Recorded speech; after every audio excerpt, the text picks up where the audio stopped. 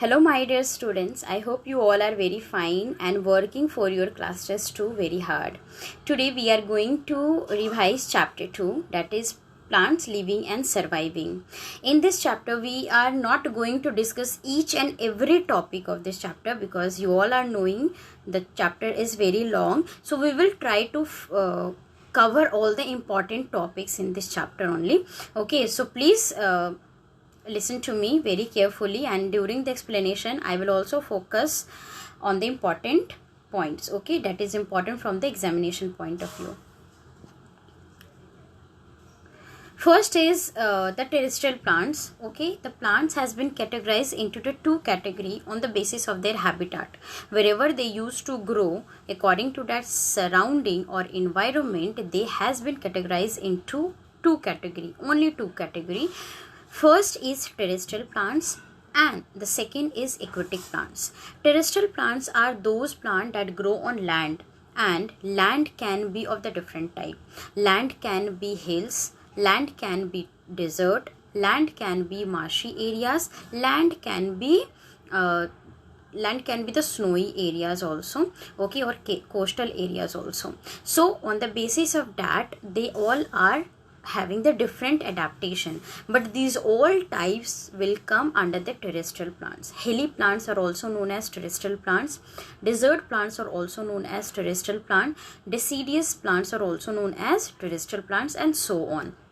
Okay, and the second is aquatic plants that are growing in the water. A lot of water is needed to grow these kind of plants. Okay, so let's have a look on the adaptation of some of the plants. First, plants in plain.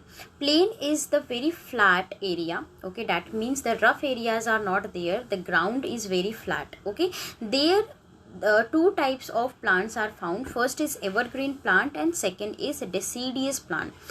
Deciduous plants shed their leaves in the autumn season, whereas evergreen plants don't shed their leaves at a time. Slowly they are shedding their leaves, okay, not all together, and this is the reason why they used to look green all the time. Okay, these are having these type of plants in a plain is having many branches, and all the branches have many leaves also, so that they can survive in the summer season by the transpiration process, and they can also make the sufficient amount of food so that it will be adequate for the big trees, because the plants that are growing in plain are very big. Okay, some examples are neem, peepal, gulmohar, rubber plant, coconut tree, and so on. The second type of plant is the plants on mountain. In these part of the land, the trees are in conical shape. Why? So that when the snow will fall on their bodies with their conical shape, they can be slide down very easily. Otherwise, if the snow will be deposited on the plant, they will die. First adaptation is they are having conical shape. Second is their leaves are like a needle, and that are having the waxy coating. Why they are having the leaves, needle like leaves? So that they can stop the transpiration process, okay, and the water level cannot reduce, because on the mountain they are getting water in a very difficult way. Okay, waxy coating is also for the same purpose, so the reduction of the water can reduce. Next is these plants are also known as coniferous plants. Why? Because instead of the flower they are having cone. They don't have flower, instead of that they are having cones. Okay, and inside the cone the seeds are protected. What are some example? Pine, deodar, fir, spruce, and so on. Next is plants in a desert, the very important. Okay, the plants that are growing in very dry areas are known as plant in desert or desert plants. Okay, you all are knowing deserts are covered with the sandy soil, and they are not having capability to hold the water. That's why whatever plant is growing in these areas is adapted with the small amount of the water. Okay, and from that point of view only they have adapted themselves, like their stems are storing the water. First adaptation is their stems are storing the water. If you will cut the stems of these plants, you will get a lot of amount of water. Next is they are not having leaves, or they are having very small or a few number of leaves. Why? To stop the transpiration process, because if they will have the leaf, they will do the transpiration process and the water will reduce from their body. Third is, instead of the second point we can also tell, instead of the leaf they are having spines to reduce the transpiration process. Next adaptation is their root is very deep. Why? Because in the desert the water level is very deep into the ground, the water is present very deep inside the ground, and that's why to reach to that water level their root must be spread nicely, or they must be long, so that they can take the water. Okay, so and the last is they are having the waxy coating. Again, they are having waxy coating on the leaves or on the stem, so that they can stop the reduction of the water. Water will not able to evaporate if they will have the waxy coating. That's why. Okay, so please go through with each and every line of this topic, from not only for this topic but for each and every topic from the book.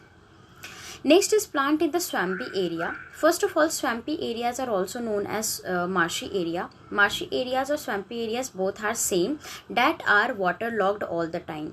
Why? Because the swampy area is made up of the clay. Most of the clay is found over there, and this is the reason why the water is logged above the surface of the ground. That type of area is known as swampy area. In these type of area where the plants are growing, they cannot breathe very nicely inside the ground. Why? Because the air and the water are choked above the ground, and they cannot enter into the ground. So to breathe, some of the roots used to grow above the ground also, and those type of roots are known as breathing roots or aerial roots. Okay, and the plant that grow in these type of areas are known as mangrove. Next, we are going to discuss about the types of the aquatic plant. On the basis of the water, they have been categorized into the three categories. The first is floating plant, second is fixed plant, and the third is underwater plant. Floating plants are those plants that used to float above the surface of the water. Okay, like duckweed is the example, water hyacinth is the example, and water lettuce is the example. Their stomata are present above the surface of the leaf. Why? Because lower part of the leaf is in the contact of the water all the time. Okay, if we will talk about the root, they are not having well developed root, because they have to float on the water, and to float they don't need any kind of root. Their body is very spongy and very light, so that they can float on the water. Second type is fixed aquatic plants. Fixed aquatic plants, the name is only defining. Fixed means their root will be fixed into the ground and the other part will float on the surface of the water. The very best example is, very good example is lotus and water lily. Their root is fixed in the bottom of the water bodies, bottom in the mud, and their flower and leaf is floating on the surface of water. Here also the stomata are present on the upper surface of the leaf, and their leaf is having the waxy coating. Their stems are hollow, so that they can float, they can move in the water very nicely with the wave of the water. The last is submerged plant. Okay, the submerged plant are completely inside the plant, and they clear the water. They pure the water by taking the carbon dioxide and releasing the oxygen. So in this chapter you have to study all about this. I hope you will read each and every line of the book, and you will revise all the work what is done in the copy. Okay, because I have explained only the important points in this chapter, but each and every line of the book is very important, so I encourage you to read the chapter again and again, because all the questions are from the book and the copies only. Okay, thank you so much.